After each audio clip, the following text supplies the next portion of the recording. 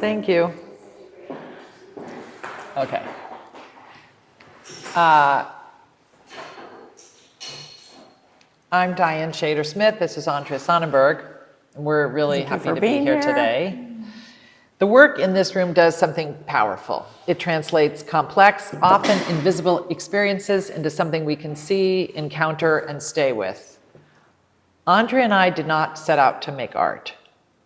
But over time, we realized that's what we were doing, using story and our lived experience to make sense of things that don't easily resolve.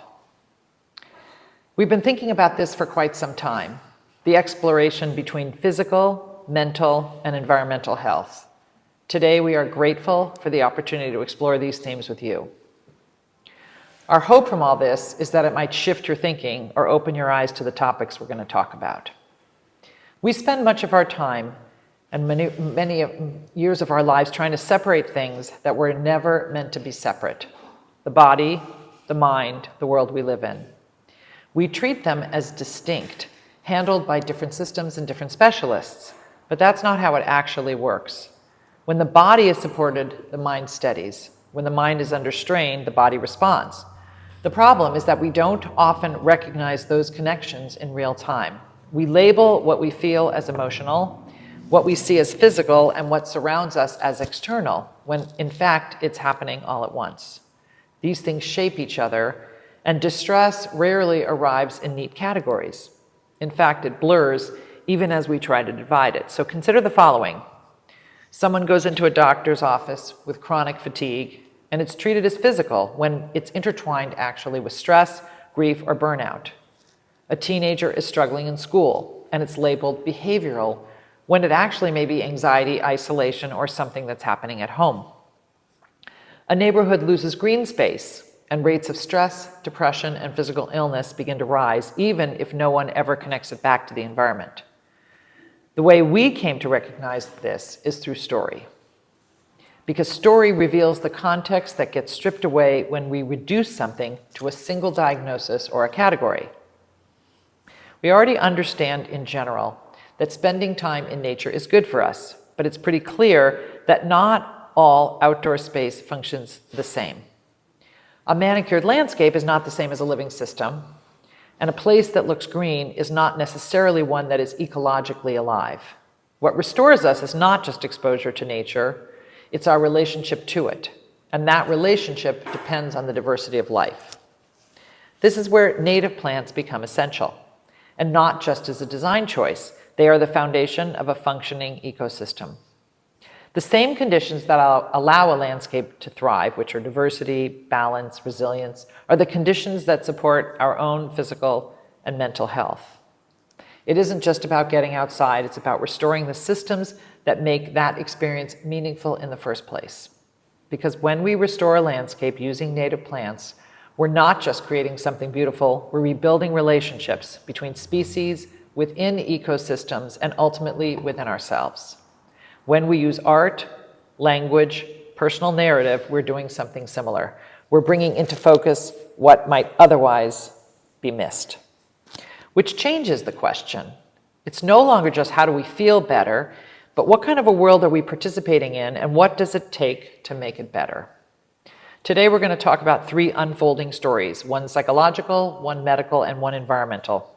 At first they may not seem connected, but stay with us, because that connection is where all of this begins to matter. Andrea and I were brought into this work because we had each lost a child, and we wanted to find a way to carry them forward, to make sure their lives continued to hold meaning in the world. And yet, speaking about what happened was very painful, because it asked us to give voice to an ending that we could not accept. We were thrown into reverse, going back through what had been right in front of us, trying to make sense of what we had seen but hadn't really taken in. The details were always there. What struck us, comparing notes across our very different experiences, was that we hadn't failed for a lack of information. We had plenty of that. What we lacked was a vision, the ability to recognize what was relevant before hindsight made it feel inevitable. For me, I was trying to make sense of what happened to my son Bradley. The outcome shaped everything, but it didn't define who he was or what his life was about. From a very young age, we knew Bradley was different, but we experienced that difference as something beautiful. An active mind, a creative thinker, someone who engaged with the world with unusual depth. His story didn't start as a diagnosis. In fact, we were overjoyed by the way Bradley moved through the world. There was a sensitivity to him that felt rare, that set him apart. He moved between music, books, and acting with ease, inhabiting his characters in a way that made them feel real. He lived in an interior world and understood instinctively that what is spoken is only a part of what is felt. He had a sharp, often irreverent sense of humor. At one point while reading Kafka, he looked up and said proudly, "I'm getting my Kafka on." He was intolerant of small talk, posturing, and insincerity, and in just a short exchange, he could get beneath the surface of a person's life and find real connection. What he offered was honesty. What people felt was seen. And the stage gave him a place where all of that made sense, where his interior world had a context and a form. Away from the structure of performance, the real world, without a script, was more daunting. And it was there that something more difficult was unfolding. Bradley experienced periods of emotional and psychological distress. These two things existed together. They were never separate. But even with that, something began to change. There was no single moment that you could point to and say, that's where it changed. And what was harder to understand were how those struggles were evolving, what was transient, what was intensifying, and what was it all meant when it was taken together. Looking back, what stands out are the changes in his moods and energy, things that were easy to explain away or see as temporary. In many cases, mental health challenges are hard to recognize because the symptoms don't present as definitive. They unfold gradually, resisting clear categorization. And without a way to interpret what we are seeing, understanding often remains just outside recognition. I found myself wondering, what could we have done differently? We'd been paying attention. We sought medical care. We followed all the advice we were given. Bradley was treated by experienced clinicians who prescribed multiple medications, each one intended to help. And yet, he died as a result of the interaction of those legally prescribed psychiatric drugs. This was not a personal failure, it was a systemic one. A system that treats symptoms in isolation, but failed to see the whole picture. Polypharmacy, the layering of multiple medications, each addressing a piece of the problem without fully accounting for how they interact with the whole person, is what killed him. Mallory's story, like Bradley's, started early. From the time she was 3 years old, our lives were shaped by her diagnosis of cystic fibrosis, a disease that required constant care, not occasional intervention. Daily treatments weren't optional, they were how she stayed alive. From the beginning, our home became a place where medicine and childhood lived side by side, where play and procedure were intertwined. We turned her treatments into a game to make it less frightening. The nebulizer became astronaut, and the chest percussion therapy became pat-pat. At that time, there was no children's book back then to explain what she was living with, so I wrote one. It's called Mallory's 65 Roses, and it was this book that taught Mallory the power of narrative. For years, she followed every treatment, and then one day when she was 9, she refused to do them anymore. Until then, we had protected her from the full truth, and that day we told her that CF could be fatal. She ran out of the room and she didn't speak to us for 3 days. And then she began to write. At first, the writing was simple. It was fragments, observations, questions she didn't yet know how to answer. But over time, it became something more deliberate. It gave her a way to process what it was she was living through, to create order where there was none, to hold on to a sense of control in a life increasingly shaped by forces beyond her control. It also became a way of expressing what could not always be said out loud, what others could not fully see. Mallory read constantly, reaching beyond her own experience, and she came to understand that stories allow us to see what we might not otherwise recognize. They help us to feel something as it's happening, even before we fully understand it. When Mallory was 12, her illness changed again. She was colonized by a highly resistant bacterium. She did not experience this as a single moment, but as something that changed over time, something that was growing and moving beneath the surface. Her medical team followed the best available protocols, cultures, antibiotics, adjustments. Each decision made sense on its own, but over time, something else was happening. Each round of antibiotics didn't just fight the bacteria, it also pushed them to adapt. The strongest ones survived, the weaker ones disappeared. Again, she didn't see this as a moment, she saw it as something that was evolving.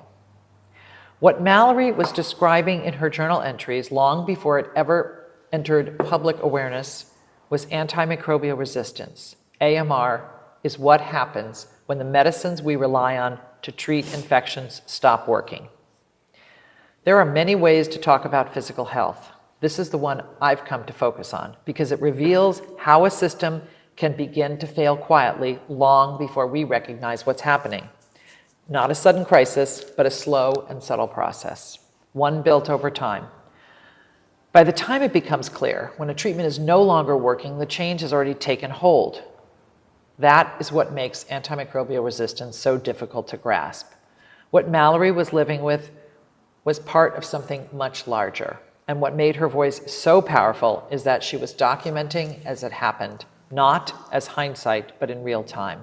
She was capturing subtle signals, shaping her trajectory, which were part of a global pattern unfolding far beyond her own experience.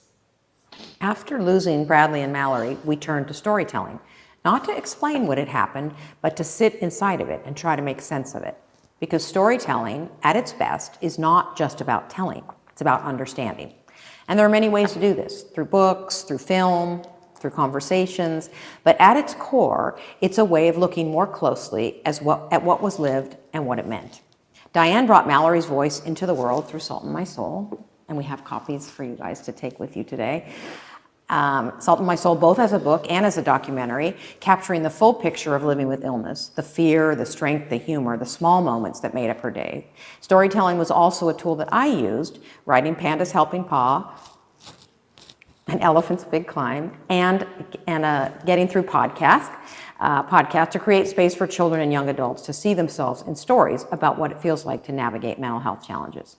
A few years into that work, Diane told me she was applying to a narrative medicine program at Columbia. Narrative medicine, a discipline developed to address what traditional medicine has long overlooked. She said something that stayed with me. She said that we were already doing this work intuitively, but without a framework. We like to joke that it was like driving without a license. She wanted us to do this work with intention. So I looked into it. And what I found was that medicine had become highly effective at treating disease, but not always at understanding the person experiencing it. And I think that's a lot of what goes on in the gallery here with the art that's expressing what people that are experiencing various illness, expressing what they're feeling. So narrative medicine offered a way to close that divide. It treats lived experience as clinically relevant information, something that can deepen interpretation and reveal symptoms before they become outcomes. The program was filled with physicians and healthcare professionals, and then me and Diane, learning how to bring this kind of attention into patient care. And as we studied, something became clear that felt both obvious and entirely new. This way of seeing didn't belong only to medicine. It also belonged in the world of youth mental health. Because what the field so often lacks is interpretation, a way to recognize what is happening before it escalates. And that's what led me to start the LA Youth Mental Health Coalition, which brings together organizations and providers across LA to address gaps in youth mental health through collaboration, early intervention, and coordinated care. We are raising young people in the middle of a mental health crisis. And yet, the systems around them, schools, families, communities, are not always equipped to recognize what they're seeing. There are so many people and organizations doing meaningful, committed work in the space, but too often that work happens in isolation. So what felt necessary was creating a way to bring them into conversation with each other, so together we can begin to build a system that responds earlier, more thoughtfully, and with the kind of coordination that this crisis demands. We're fortunate to have extraordinary partners in this work, including Dee Dee Hirsch, who I believe is a partner, a part of this exhibition. So we're grateful to them for their outstanding leadership and longstanding commitment to community-based care, exactly the kind of collaboration this coalition is built on. In my day job, I work with an environmentalist named Susan Gottlieb. Her urban oasis sits just behind Sunset Boulevard, but her life started in the quiet backwoods of Canada, where resourcefulness wasn't a philosophy, it was a necessity that was woven into daily life. Long before sustainability, biodiversity, or climate resilience became part of public conversation, Susan was absorbing a more elemental lesson. Nothing should be wasted, everything is connected, and survival depends on understanding that relationship. Her earliest memories are shaped by water, and I wish I had a visual to describe this. In her childhood home, water did not flow effortlessly from a tap the way we get it. It had to be drawn bucket by bucket from a well down the hill. She watched her mother carry it in, not casually, but with intention. That same water would be used first for cooking, nourishing the family. Then it would be repurposed for bathing, carefully, sparingly. And whatever remained was not discarded. It was used again to wash the floors. Years later, when Susan began shaping what would become the Gottlieb Native Garden, and here's the book about that we hope you take, she wasn't thinking about biodiversity in the abstract. She was thinking about water conservation. Because Southern California's cycle of drought, the increasing pressure on limited water supplies, and the unsustainability of traditional landscaping all felt deeply familiar to her, echoes of that Canadian well, just on a different scale. Her first instinct was practical. How do you create a garden that requires less water? She began, as many people do, with a drought-tolerant landscaping situation. Plants that were chosen to survive less water, but not necessarily to support the larger system. Over time, her approach began to shift. What she came to understand is that drought tolerance solves for scarcity, but that native plants restore lasting relationships. And that shift from using less to rebuilding what had been lost is what transformed her garden entirely. Specifically, as Susan began using native species of plants, something unexpected happened. Life returned. Pollinators, bees, butterflies, birds, they all began to reappear. And the garden, which was once quiet and ornamental, became dynamic, alive with movement and interaction. Gorgeous photos in the book, by the way. Plants were no longer isolated elements in a design space. They became part of a functioning system. Each species played a role, supporting others in ways that were subtle but essential. What began as a strategy for water conservation evolved into something much larger, a living demonstration of biodiversity. Today, the Gottlieb Native Garden is not just a garden. It's a translation of those early lessons into a modern context, a place where the wisdom of scarcity has been transformed into a vision of abundance. Not abundance through excess, but through balance. Because what Susan understood long before it had a name, when we work with natural systems rather than against them, we don't just conserve resources, we restore the conditions for life to flourish. Susan started by solving for one piece of the problem, water. But what emerged was something much larger, an ecosystem. Because the land revealed over time and with attention, what we also learned from our experience with physical and mental health, that nothing exists in isolation and that patterns only come into focus when you know how to look. That same complexity exists when the system you're trying to understand is a person. But those patterns can be harder to read and at times too painful to face directly. This is where narrative becomes essential. Because when something feels overwhelming, the instinct is to look away. Personal story interrupts that. It gives us a way to stay with complexity long enough for its meaning to take shape. Mallory had her journals, capturing what was unfolding from the inside, giving language to what might otherwise remain unsaid. Susan had the land, a living system that revealed its complexities over time if you knew how to pay attention, and Bradley had the stage.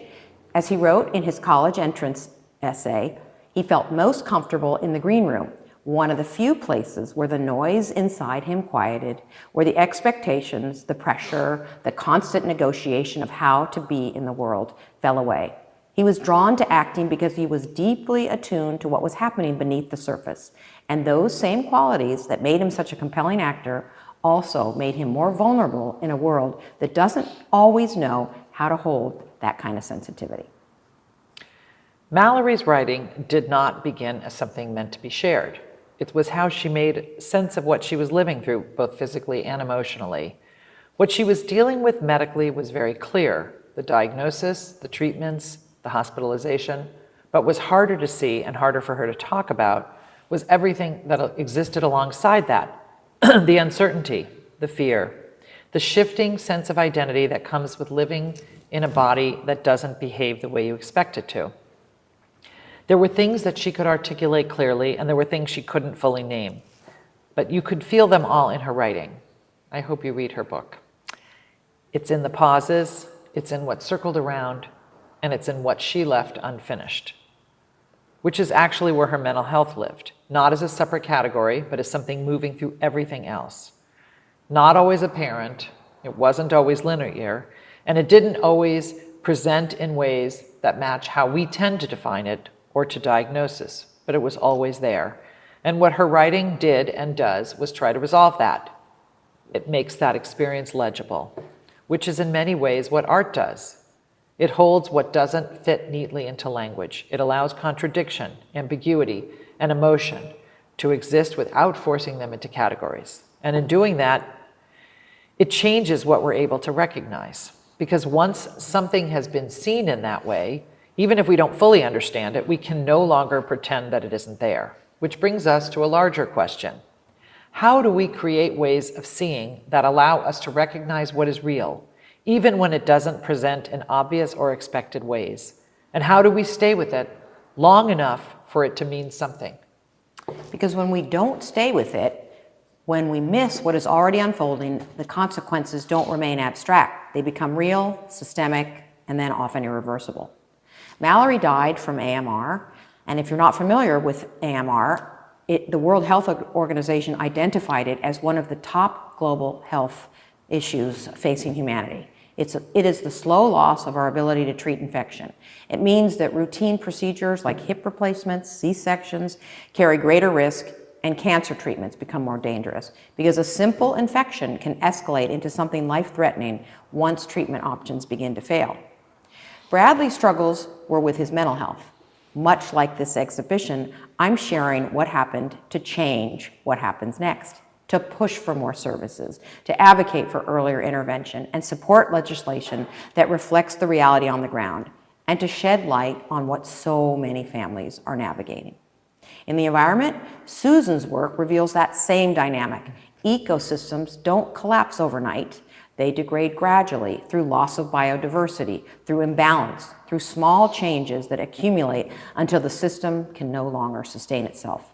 What her garden shows us is that restoration is possible if we respond before it's too late for change. That's the function of the work we're doing. Through Bradley, through Mallory, and Susan, we're not just illustrating issues, we're creating pressure around them, moving what is often private into the realm of public responsibility where it's harder to ignore and harder to defer. And that's what's at stake here. The work in this room, it's not easy, and it doesn't resolve cleanly. Mental health doesn't announce itself in obvious ways. It builds quietly. It lives beneath the surface. And the same is true in physical health and in the world around us, whether it's the slow loss of our ability to treat infection or the gradual breakdown of the ecosystems we depend on. Too often, we only recognize these shifts once they've already taken hold. This is where art intervenes, bringing forward what is hidden, giving form to what is dismissed or misunderstood, so that we can begin to see, really see, and respond differently. And if we respond differently, we can then change what happens next. So we've left our books for you today. We hope that not with answers in the books, but as an invitation to stay with these ideas a little bit longer and carry them with you beyond this room. Well, thank you.